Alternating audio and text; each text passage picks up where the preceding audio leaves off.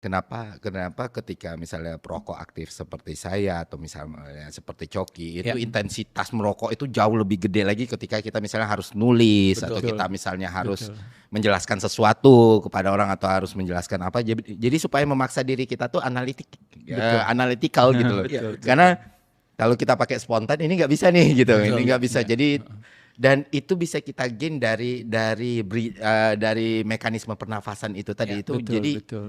bukan membenarkan merokok ya, tapi Ya. itu justru kayak enlightenment buat saya Iya. gitu loh. Oh iya juga ya, Betul, karena ada Iya. jeda itu akhirnya oh kayaknya problem ini salah nih, harus Iya. diidentifikasi Betul, dengan benar betul. kayak gitu. Nah, yang jadi pertanyaan Mas.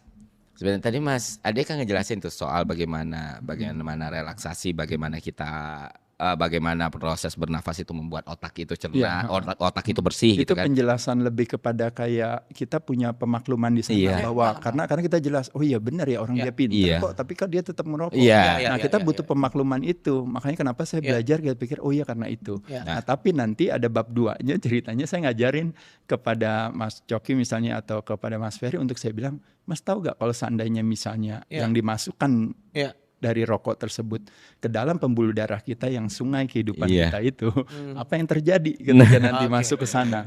Pada saat itu nanti kita akan bicara soal yang namanya inflamasi, yang namanya stres oksidatif, nanti pengaruhnya kemana. Nah, lebih ke sana sih itu jadi nanti sifatnya teknis, makanya kenapa tadi saya katakan, makanya saya bilang edukasi itu sebenarnya yang penting gitu. Kita nggak bisa maksain orang gitu karena everybody have their own style.